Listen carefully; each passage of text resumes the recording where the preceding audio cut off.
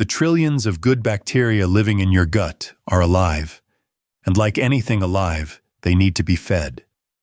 And the real food they crave is not the powder on the shelf. It is 10 simple things already sitting in your kitchen. Before we begin, if you love learning how ordinary foods nourish the body, take a moment to subscribe. It truly helps. Here's the honest picture. Your good bacteria are alive, and like anything alive, they need to be fed. They don't ask for much.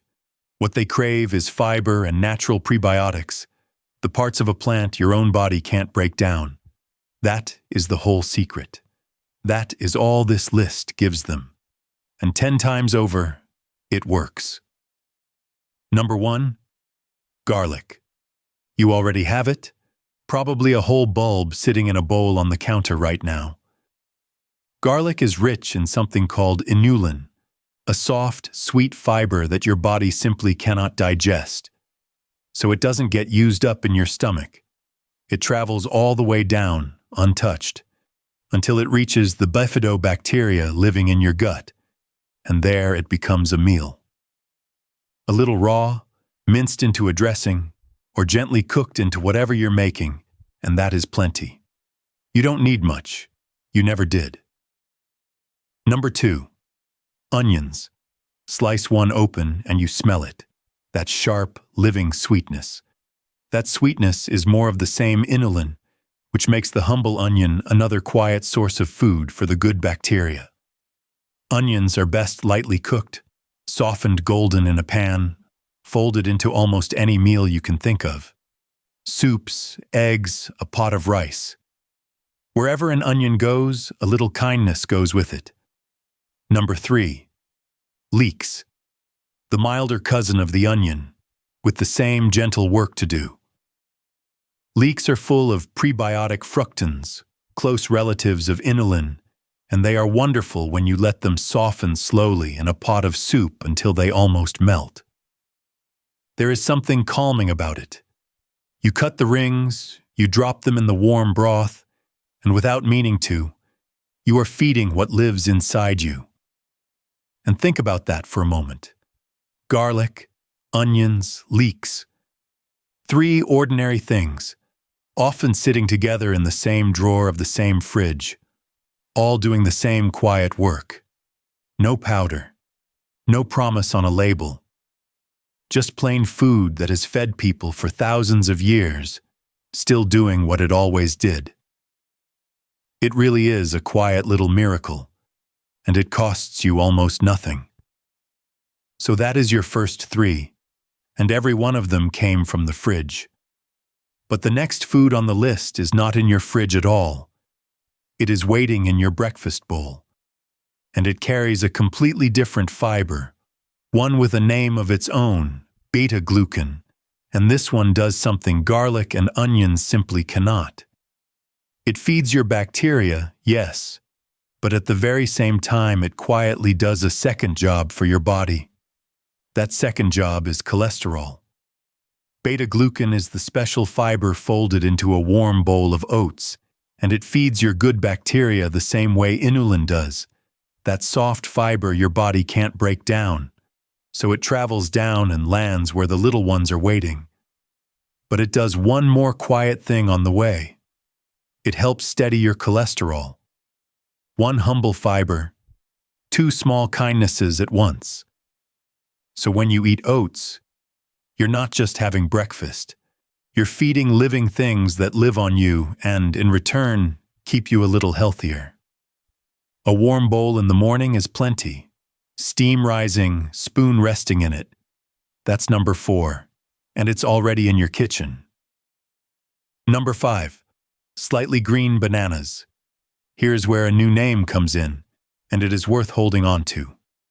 Resistant starch. As a banana ripens on the counter, going soft and sweet and freckled, something inside it slowly disappears.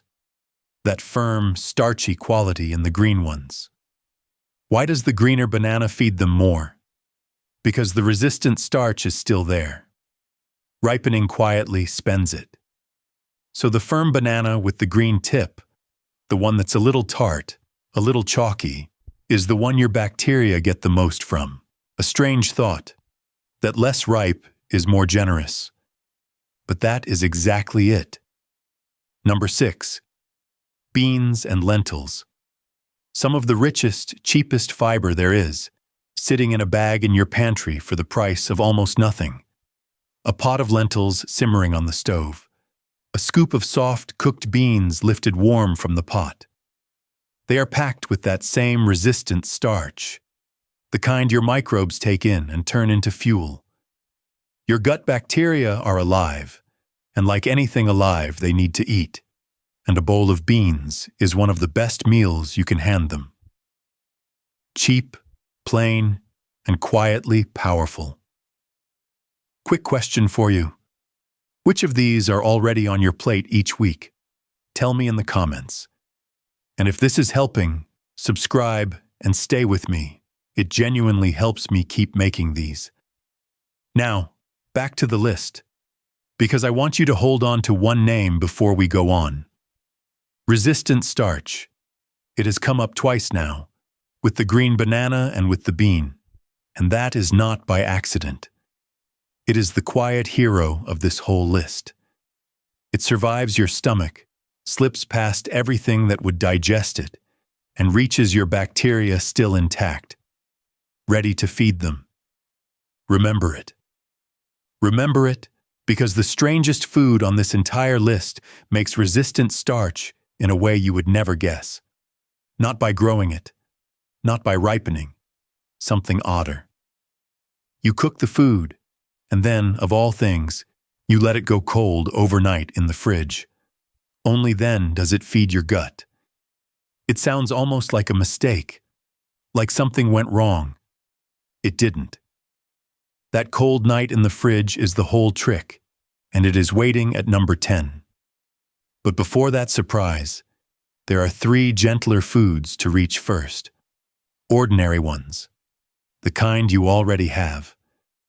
And the road to that cold, strange gift starts softly, with something green and simple you can steam in a few minutes. So we reach the first of those 3 gentler foods. Number 7, asparagus.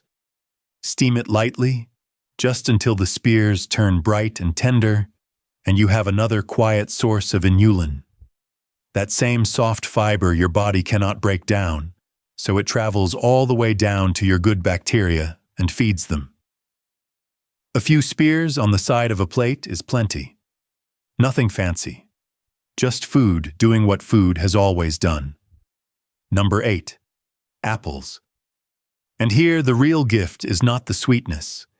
It is a soft fiber called pectin, tucked into the flesh, and especially the skin. Your good bacteria love it.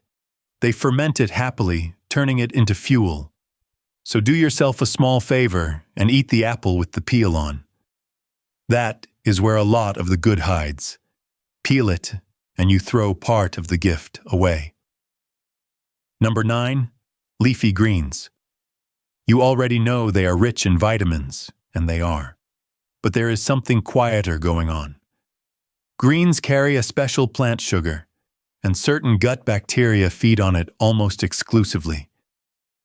It is nearly their whole meal, so a simple daily handful, rinsed under the tap and piled into a bowl, genuinely gives those tiny helpers something to eat, something they can barely get anywhere else. And now, number 10. The strange one you have been waiting for. Cooked and cooled potatoes or rice.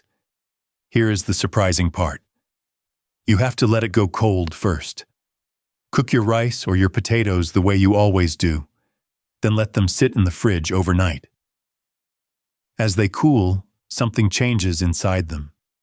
The soft starch reshapes itself into resistant starch, and resistant starch does exactly what its name says. It resists digestion. Your body cannot pull it apart, so it survives the whole journey down and reaches your good bacteria intact, whole, ready to be eaten by them instead of you. And the best part, reheat it gently the next day. Warm rice in a pan, and much of that gift is still there. Cold pasta salad, potato salad, yesterday's rice fried soft in the morning. Ordinary leftovers quietly feeding your gut. It sounds almost like a mistake, cooking food and then cooling it to make it better. But that is the trick. And it is real. That is your 10 simple foods, most of them probably in your kitchen right now. Now, one honest word before we finish. None of this is a cure. None of it replaces your doctor. If something is truly wrong, if you are unwell, please go and see them. That matters.